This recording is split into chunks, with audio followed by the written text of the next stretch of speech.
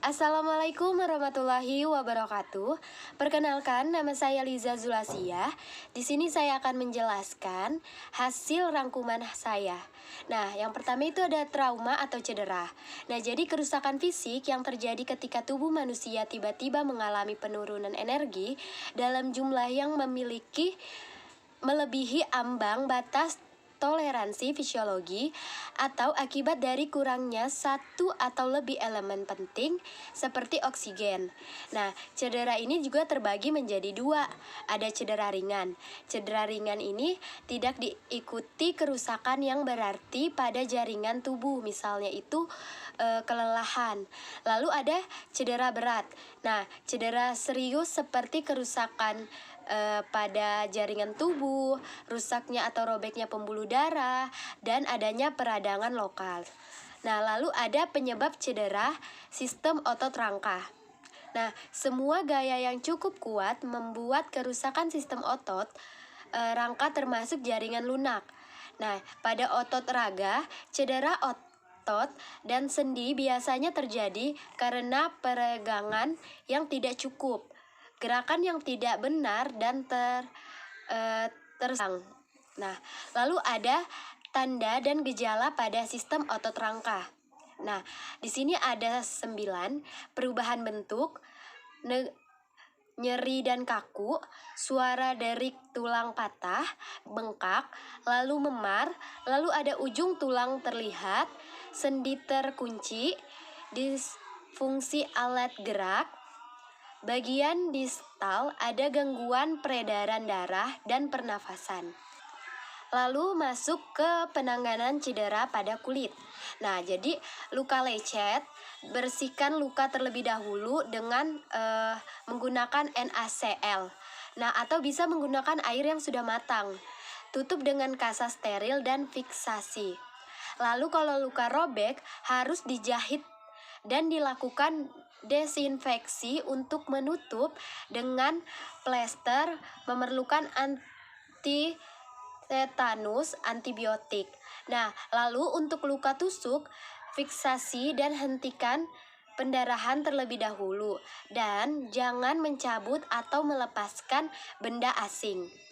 Lalu pembidaian, suatu cara pertolongan pertama pada cedera atau trauma sistem muskuloskeletal untuk mengistirahatkan bagian tubuh yang cedera dengan menggunakan suatu alat seperti benda keras yang ditempatkan di daerah sekeliling tulang. Nah, tujuannya mencegah pergerakan bagian yang cedera. Kedua, menghindari terjadinya cedera baru. Ketiga, mengistirahatkan. Keempat, mengurangi rasa nyeri. Lalu, ada macam-macam bidai. Jadi, yang pertama ada bidai keras, kedua ada bidai yang dapat dibentuk atau bidai udara, bidai vakum. Nah, lalu ada bidai traksi. Lalu ada gendongan atau belat atau bebat. Nah, lanjut ke bidai improvisasi.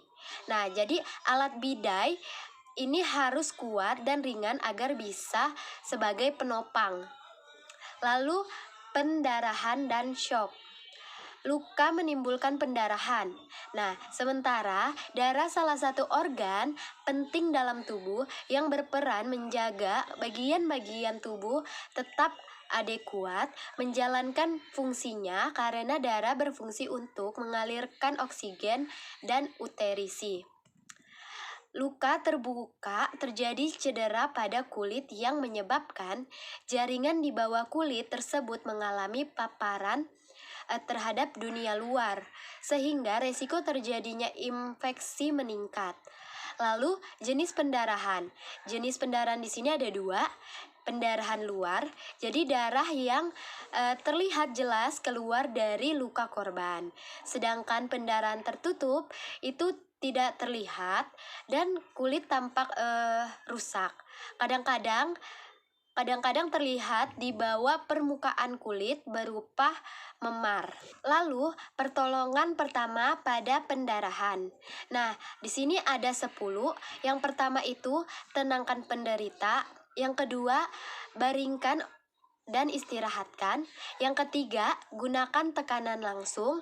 Yang keempat, tekan sampai pendarahan terkendali. Jangan lepaskan balutan pertama. Lalu yang kelima, buka jalan nafas dan pertahankan. Yang keenam, perawatan shock jika ada. Yang ketujuh, periksa berkala pernapasan dan denyut nadi. Yang kedelapan, jangan beri makan dan minum. Yang kesembilan, rawat cedera lain. Yang kesepuluh, beri O2 dan rujuk. Lanjut ke pengertian shock. Shock gangguan sistem sirkulasi di mana sistem kardiovaskuler atau jantung dan pembuluh darah tidak mampu mengeluarkan darah ke seluruh tubuh dalam jumlah yang memadai, yang menyebabkan tidak adekuatnya berfungsi dan oksigenasi jaringan. Sekian hasil rangkuman saya, kurang dan lebihnya saya mohon maaf. Wabillahi taufiq wal hidayah. Wassalamualaikum warahmatullahi wabarakatuh.